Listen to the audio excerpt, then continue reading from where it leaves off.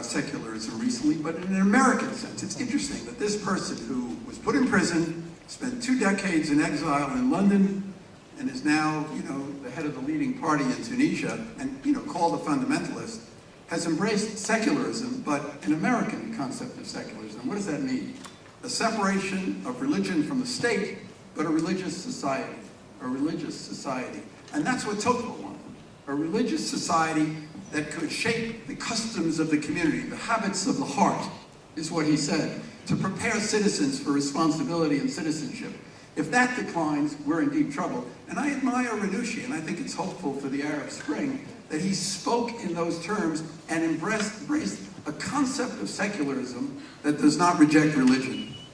Yeah, and that's a relief to hear that, because on the whole, examples we have where religion takes over the state tend to come out rather authoritarian. Well, you have Iran in mind, but the Middle East is not Iran. What happened in the Middle East last year and what's happening now is not Iran 1979.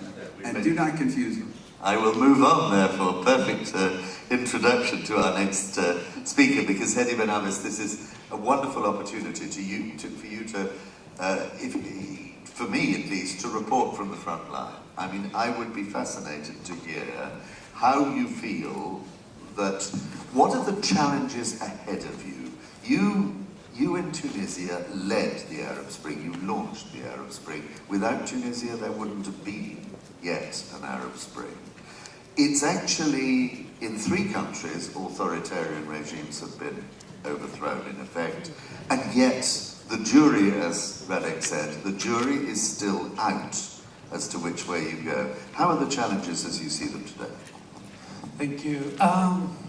Question is really difficult to answer in a simple way. Let me first say that His Excellency said that dictatorship might have its own virtues. I'm just translating your words. It made me think about one of James Joyce's saying when he said that people are just like olives. Just press them and they will yield the oil, meaning that they will give the best of them. Having said this, if we have to choose between democracy and dictatorship, the choice is very simple to make. The question that is raised in Tunisia today is how to create democracy out of scratch, how to build up new institutions, how to make those institutions contribute to the general growth, be it economic, social, psychological even. We noticed that in Tunisia we have a big problem of psychology. People have been destroyed in their psyche during decades of dictatorship. So we have a number of different challenges that we have to face. And the equation is difficult because it is not a question of the relationship between democracy and prosperity. We all know that both of them feed on each other. We cannot have democracy without economic prosperity, because we cannot feed people just slogans, ideas. We have to give substance to those ideas, and that substance would be and should be economic and social growth. But the equation, why is it difficult? Because we need to create all that at the same time.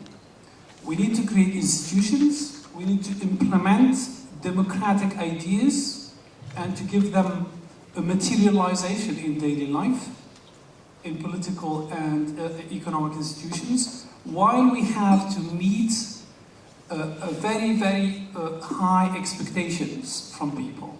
Because, once again, they wish to harvest the fruit of their own revolution. So now in Tunisia, we are starting to build up those institutions. And it begins with the writing of new constitutions. We decided that we have to build from scratch. So we are engaged into the writing of the constitution. And the first question that was raised was about religion. What to do with religion? What is the status or the place of the religion in a modern society?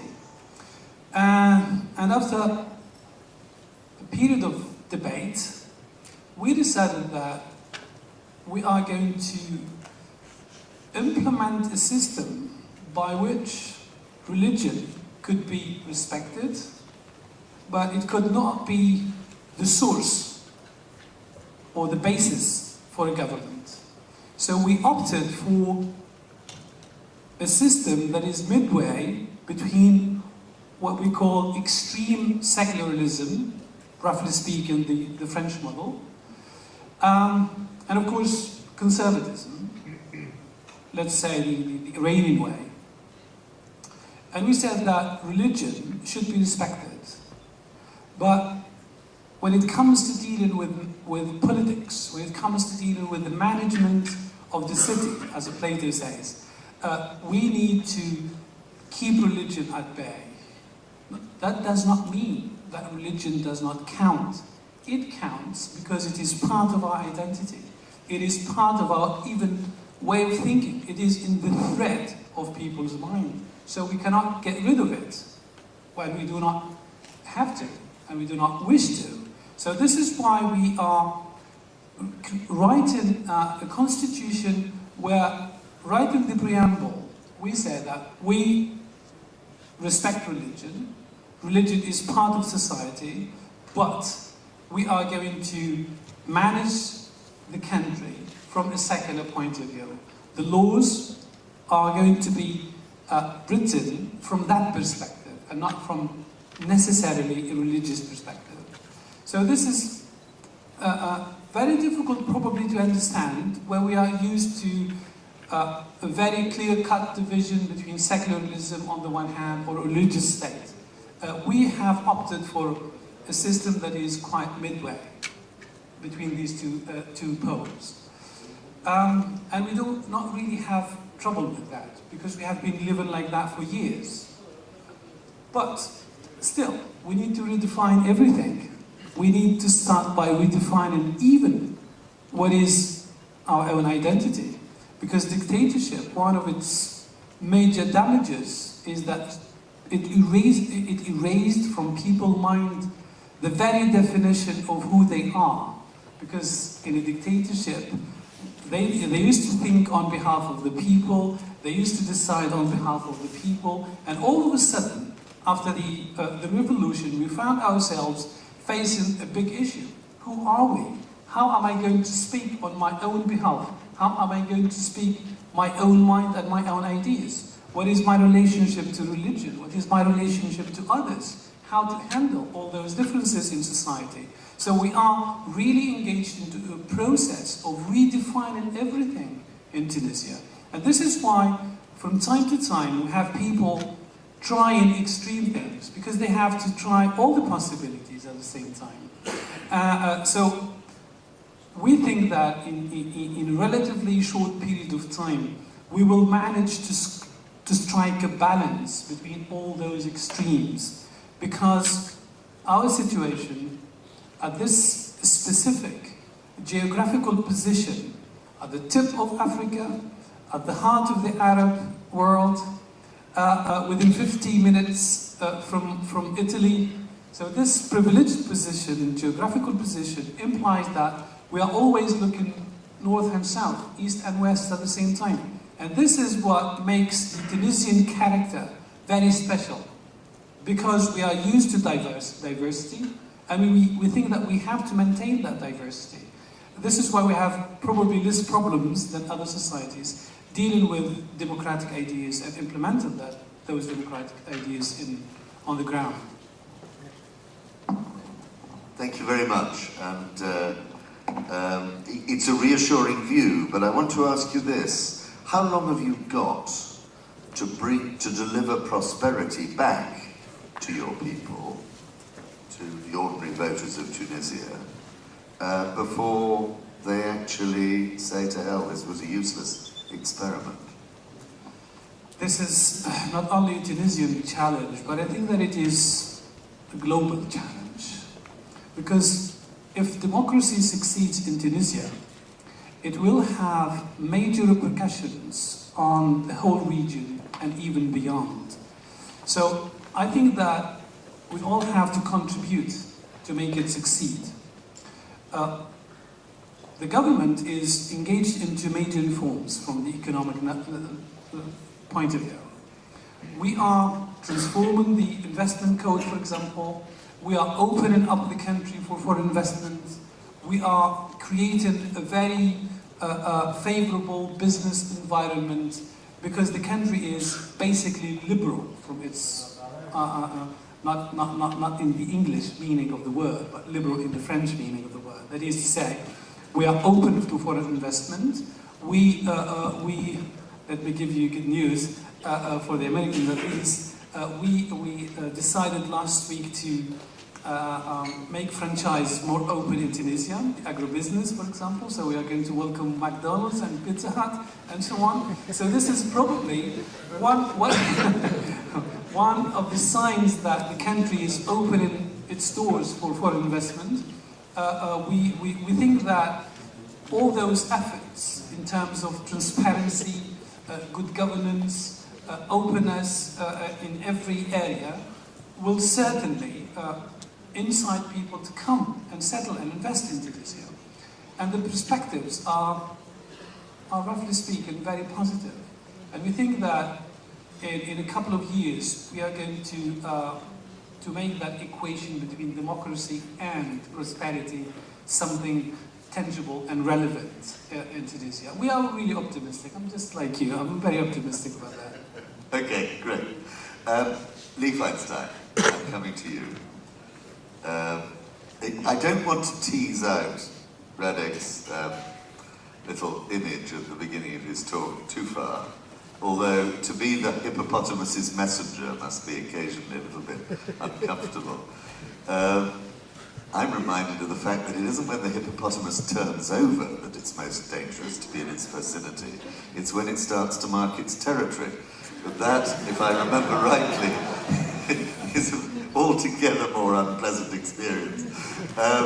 We'll move on from that quickly. I'd be very interested at your perspective. You've come here to Europe as a very experienced think tanker, experienced before. You're the US ambassador here in Poland.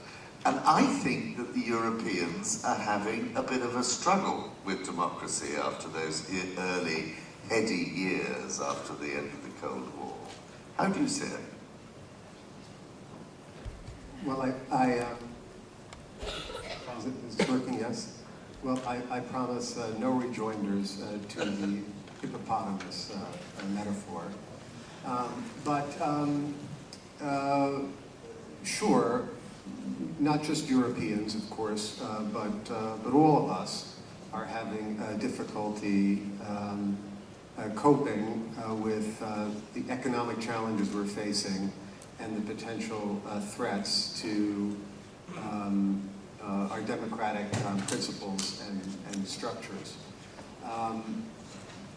You know, from an American perspective, from the very beginning, our view has been that democracy and prosperity are inextricably tied, and that these things can't be separated. Pretty simplistic, isn't it? Well, it begins. It's actually quite a sophisticated notion that, you know, somehow goes back to the theory, to the period of contract theory and the Enlightenment, and maybe even the Declaration of Independence, and the notion of life, liberty, and the pursuit of happiness, which was a maybe euphemistic way to say pursuing opportunity. So I think that for the United States, for Americans, these three things, the right to live, the right to be free, and the right to opportunity are all part of the social contract. And you see that really continuing throughout American history. You see it, for example, in Roosevelt's four freedoms, number 3 of which was freedom from want. And you see it as well continuing even through our civil rights movement, where human dignity was defined not just principally in the right to vote, right to be heard, but even by people like Martin Luther King and in the women's movement as well, the right to human dignity, the right to earn a living. I guess what I would say is that, and of course you mentioned Europe, the Marshall Plan is the example par excellence after the war of exactly this principle, which is that... particularly democratic, the Marshall Plan. It was a brilliant idea, but it wasn't a reflection of democracy, was it? I think the idea, frankly, was that... General Marshall was a soldier, he wasn't an elected Democrat. I think the idea clearly was that if... You're giving me a hard time.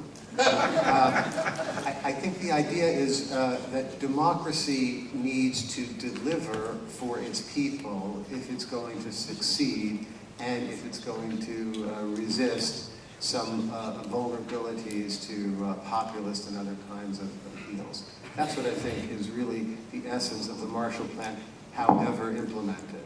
Do we need a Marshall Plan for Greece? That is a question for my European friends. But what I would say is, and what I think the hippopotamus, and I'll leave it to Roddick to decide what animal Poland represents, agree on, is that it's very, very important in terms of our foreign policy now, and we recognize this. This is no longer a debate, it's not a boutique item, but really central to how we think about the foreign policy challenges we face, that we need to promote free enterprise in those places we hope to seek in transition. And that's in North Africa and the Middle East, and both of our countries are working hard, and I hope successfully, and our Tunisian friend can tell us the degree to which that's true, on such programs.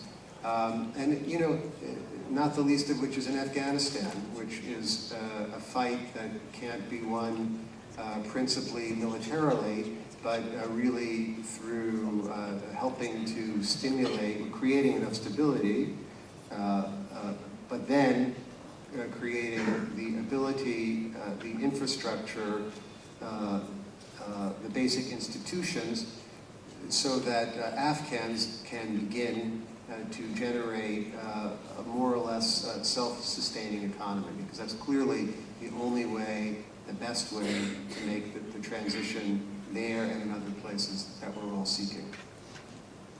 Okay, thanks very much, and I'm sorry to give you a hard time. I just felt we needed to stir up the debate a bit. You happened to be the guy who was speaking. I want to throw this open to the audience, and could I ask for the lights to be put up a little bit? So those who are sound asleep, wake up now, because I'm going to be able to see you. I can see somebody waving from the back, but I still want the lights up, because in fact I can see several hands, and that'll be good. I would like, in the course, we've got just about half an hour for a debate here. I do think it's the most exciting example of maybe democracy really coming back today is the example we've been hearing about from the Arab Spring.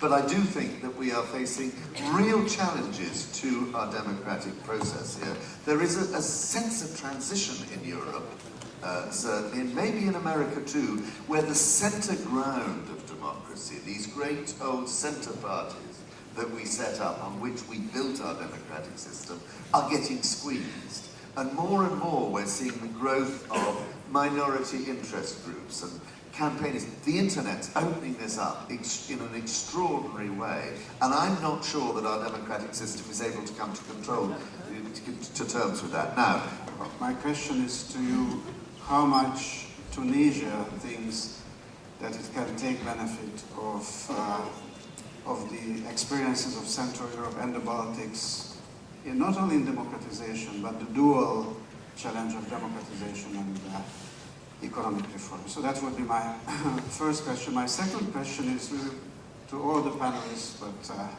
perhaps particularly to Minister Sikorski.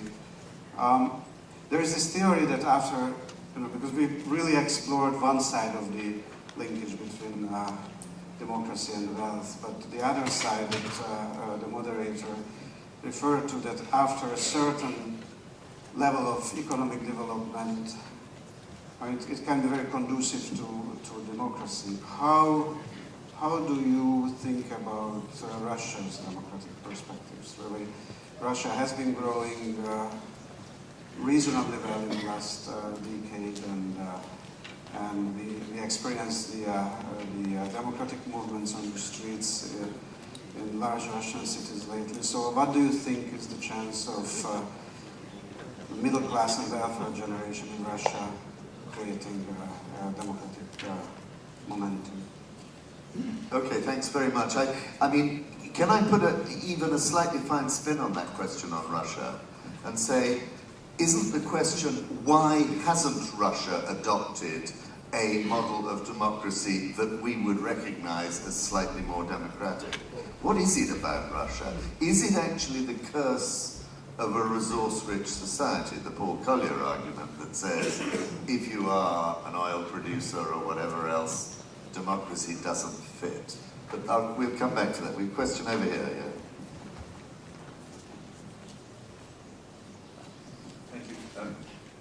Thank you. Daniel Bilak from Kiev. I'm a lawyer in Kiev, and I was a senior governance advisor to the Ukrainian government for 10 years. And my question is to Mr. Ben Abbas and to Minister Sikorsky about the extent to which the legitimacy of institutions actually helps create the basis for democracy and prosperity. I invite Mr. Ben Abbas to study Ukraine's development since independence. It's a fantastic case study for you because we had to create institutions from ground zero and we failed miserably. And if you don't have institutions that reflect the values of the people that are going to be the beneficiaries of those institutions, you will never create democracy and you will never create the prosperity that's necessary for that. And in a contrary, I would be interested in hearing from Minister Sikorsky about the extent to which the legitimacy of those institutions reflected the values in Poland that made it such a success. Thank you. Which institution matters most? Judiciary. Yeah. Independent judiciary, hands down. And we're not talking about rule of law, just protection of property rights. The institutions, in my humble view, have to reflect the values in society, and fundamental among those values is the value of rule of law as a set of overarching principles of justice and fairness. And the way those institutions operate, especially your government institutions, they have to reflect those values in their everyday work. That's the essence of administrative justice, which I had the benefit of helping Bulgaria and Lithuania with it. Okay, lovely, thank you very much. I can take one more. The gentleman with a very tired arm in the middle there with a small piece of paper in his hand. Mateusz Mazzini, College of Eastern Europe. Given the fact that we are in times of crisis, I'll take the austerity measures and ask one question to two of our speakers today, Minister Sikorsky and the Ambassador Feinstein. Gentlemen, if I may, I would like you to answer a question regarding what is democracy today, because I believe that we all agree that most of the youngest democracies we all know today, those who are considered to belong to the so-called third wave of democracy in famous Samuel Huntington's classification, were based on one unquestionable principle of the end of history, what Francis Fukuyama already more than 20 years ago announced, and were based on the unquestionable belief that there was one and only way of developing such a liberal democracy based on certain principles. But after more than 20 years, I think we all know it's not necessarily the case, and we were at least a bit wrong. And my question, maybe a bit provocative, is, would you agree with the thesis that before exporting the project of democracy to the Middle East or Northern Arab countries, we first have to rethink or maybe reform what we consider democracy and later spread the idea later on to newcomers to the world of democracy? Thank you very much. Right. Oh, actually, the two questions look alike. The one is about the model, the Polish model. And I remember immediately after the revolution that took place on the 14th of January in Tunisia, in February, we welcomed Mr. Lekvaleza in Tunisia, and he came to give us an account of the Polish experience. And you know that when a revolution starts, it takes everybody by surprise. And when it started in Tunisia, immediately after the dictator flew away, we asked ourselves, which direction are we going to take? Which model are we going to explore? And we immediately thought about Eastern Europe, because it is the most immediate example. And of course we thought about Poland as one of the models that may fit most to the Tunisian one, because of different reasons. One of them is the importance of religion, the Christian religion in the Polish system. And we were really happy receiving Mr. Lekvaleza, President Walesa, to bring us his understanding of how to handle such a situation on a practical level, because he went through that same experience, but also how to create a balance between all these institutions. The religious institution, though it is not organized as such in Tunisia, religions did not take part in the uprise, but still it is one of the major components of our society. So he came with a number of different good advices, which we are really taken seriously. I'm not going to explain that explicitly, because the opposition would use them against us. But still, he really provided us with a number of different recommendations that we are taken very seriously. And one of the recommendations is about how to handle those who were in power, how to deal with them, because one of the questions raised is, shall we remove them? And if we remove them, can the state survive? The balance within the state could be maintained. So he really provided us with a number of different key ideas that we are really implementing today in Tunisia. And this leads me to speak about the institutions you mentioned. In Tunisia, we actually have institutions, and we had institutions. Even during the dictatorship, we used to have institutions. The only difference is that they were corrupt, fundamentally corrupt. And they were emptied of their own substance to be devoted only for the regime and for the benefit of the regime. So the challenge is how to keep those institutions, because they survived the system. Let me give you an example. We didn't have 1 minute of electoral shortage during the revolution. It means that the administration kept on working on a relatively fair basis. But still, corruption is everywhere, and we need to empty those institutions from those bad ingredients and inject new good governance in it. And that will take certainly a lot of time, because it is not a matter of laws you implement. It is a matter of how to make people change their way of thinking, because democracy in our understanding is very simple. It begins with the building up of the institutions, then rises to become a culture, and finally it becomes a practice, a daily practice. And we are still on the first stage of that evolution. We are building again afresh those institutions, but we endeavor to build them on good basis. For us, open government is one of the cornerstones of that, and we are engaged into it. And we think that if we build institutions from that perspective, we have a good chance to make democracy succeed in Tunisia, and therefore, probably, in some other countries, neighboring countries too. Thanks very much. Karl Gershman, would you like to pick up on the point from Ukraine about institution building? Can I just put it... Okay, sorry, you want to come? No, I mean, there were a number of questions raised, especially the last one about the third wave. which let me start from there, if I may, because it's global and it encompasses everything. I mean, I really have no idea what you mean by we have to reformulate democracy. Certainly the people that we work with all around the world are not interested in, reformulating democracy.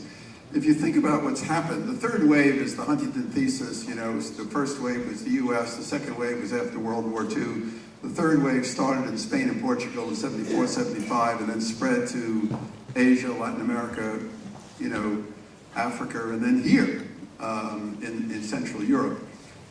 That's the idea of it. And if you think about what's happened since then, Huntington said that waves are succeeded by reverse waves. In other words, just as the first wave was succeeded by communism and fascism, that was the reverse wave, and the second wave was by the collapse of democracy.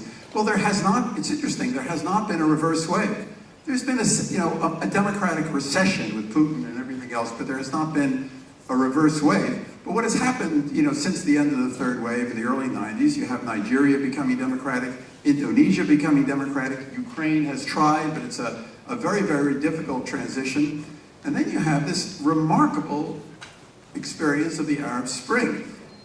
The Economist magazine ran an article 2 weeks before Mohammed Bouazizi immolated himself on why democracy can't come to the Middle East. And they had a million arguments, the resource curse, they had strategic things, the fear of Islamism, Israel, culture, all of that. And then 2 weeks later, this started. The Arab world was the holdout. There was even a theory that the political scientists had called Arab exceptionalism, why they were different. And, they're not different. And what they want, even though they're going to find it in their own way, is they want what everybody wanted in 1989. There's no change in that. China is another example. Read Liu Xiaobo, the Nobel Peace Laureate. There's nothing that he wants that is not grounded in our concept of democracy. The Democrats in China are sort of seen as the advocates of universal values. The anti-democrats are advocates of the China model. Okay, that's great. But, the people who they don't want a different version of democracy. Then we come, to the problem of Russia. And what's happening in, yes, there is a resource curse. I view the people in the streets in Russia as Russia's last hope. Russia is a dying country. It's losing population. Everyone wants to leave. I mean, the figures on who wants to get out of there are dramatic. There's a little bit of bravado with Putin. They represent the last hope. Can Russia finally overcome not just the resource curse, but its history?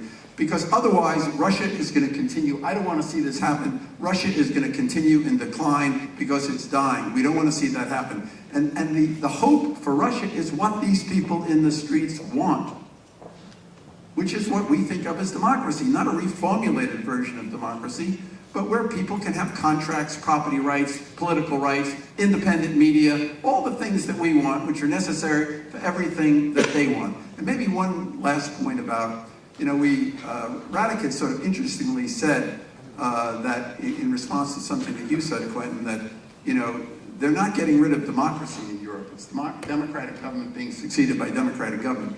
Dictatorships have a legitimacy which is called performance legitimacy. They have to perform in order to have legitimacy because they don't have political legitimacy. Democracy, with all its problems, has a deeper legitimacy. It rules by consent.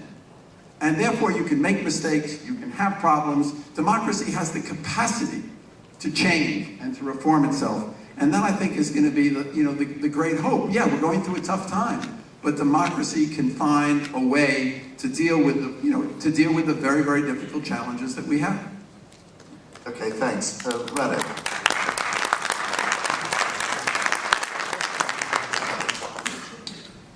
I agree that the legitimacy of democracy has deeper roots, but I also believe that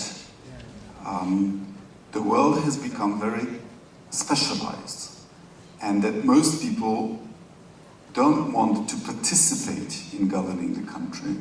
They want us to do it reasonably well. And I would put to you another counterintuitive thesis, namely that the amount of legitimacy is not proportionate to the amount of democracy. Democracy is more legitimate when it also provides performance, when it works.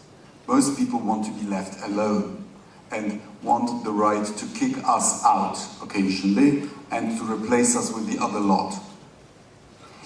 And democracies die not only by being taken over by dictatorship. I see problems of atrophy, of institutions not providing the public goods. We had this in Poland in the 18th century. It was a very democratic country by the standards of the time. 10% of the population was enfranchised, which was very high by European standards. And it was even so democratic that one deputy could not just veto legislation, but veto the legislation of the entire session of parliament. So a sort of filibuster gone mad. Very democratic and very inefficient, and it didn't work in the end. And we have some of those elements in Europe, and dare I say, also elsewhere. Democracy needs to provide the goods. And another way in which democracy, and I think the simplest way to undermine democracy, is to have pervasive corruption. And this is my answer to our Ukrainian friend. Last time I was in Kiev, I saw more fancy limos in front of the Verkhovna Rada than I see in all of Warsaw. And you can deal with it. We were perceived to be a corrupt political class in the 1990s. And there are very specific ways to deal with it. You have to have statements of assets, you have to have register of interests, and then you have to prosecute and to shame and to sack people who misstate their assets or break the rules. But leadership has to come from the top. But when it does, you can clean up the political class within 3 to 5 years. And I believe that in Poland we have, in terms of personal financial honesty of politicians, cleanest situation in Europe. Thank you. Okay. Lee Feinstein, I've just been told we've got to finish in 5 minutes flat. Would you like to come back in on any of those points? There's one point which hasn't come up, which I would love to hear your opinion on, which is whether democracy is by definition national. Because in Europe, we are trying to do something a bit different, which is going to require a legitimacy at a supranational level. And the challenge is, can we do it? As a very wise observer here in Europe, do you think Europe can? Which was essentially the question of internal reform in existing democracies versus the notion of democracy promotion and the tension between those two things. And I guess on the first point, I would simply say, I keep quoting 18th century documents, but the preamble to the US Constitution says to create a more perfect union. And so, of course, as Roddick was saying, I think all of our democracies are confronting now lots of problems in the mechanics of their democratic systems, in their ability to produce results when they need to produce results, and in the ability somehow, we've been talking about Tocqueville, so I'll move 1 century forward, somehow to rise above factionalism, and to somehow discern and distill from all of that something that represents the national interest. That's becoming increasingly difficult for a variety of reasons, some of which have to do with technological changes, some of which have to do with demographic changes, some of which have to do with older forms of government, in the case of the United States, somehow trying to be adapted to contemporary circumstances. But this is genuinely a problem, and one that requires very serious attention. And I think, speaking as honestly as an ambassador is allowed to speak, I don't think anybody can be sanguine about the ability to deal with these issues. One has to take them extremely seriously, this point of renewal. But this is quite a separate question from whether, notwithstanding the problems that we all have within our own systems, about what we do and the degree to which we want to assist or compare notes with other governments. And I think one of the things all of the countries that have made transitions from old systems to new systems have discovered is that it is extremely difficult, if not impossible, to do it alone. And I'm thinking very much of the example of WROCÐAW in Libya. If I remember correctly, you were there twice. Right after the bombing and right after Gaddafi was killed. And I think your point was very simply, if I can remember the quote, if we did it, so can you. This is really important. It's very, very important for other countries to be able to look at different models. And you know, I defer to my colleague from Tunisia, but my sense is, and this is in talking to WROCÐAW and other Polish leaders who traveled to Central Europe, and some of Carl's colleagues as well at NDI and IRI, actually the knowledge in that part of the world about what happened here is quite limited, or was quite limited at the time, and it is very, very important to bring these countries, or at least offer the opportunity for these countries to be brought into a broader circle of democratic ideals and support. This, I think, is really essential. So whatever our problems are domestically, and we need to sort them out, that is a completely separate issue from trying to do what we can to support others who want better lives for themselves in their own countries. I'm going to give the last word to Redo. Just a quick comeback. Thank you, Lee, for those words. And it's exactly with this in mind that we worked closely with Al Jazeera, which produced a series of documentaries about the Polish experience in Arabic for the Arab world.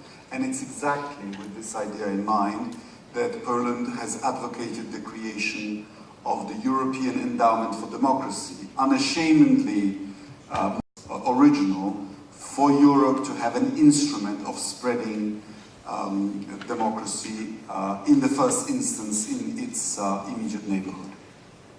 Okay, thank you very much. Thank you all very much for your contribution. I'm sorry I didn't come back to you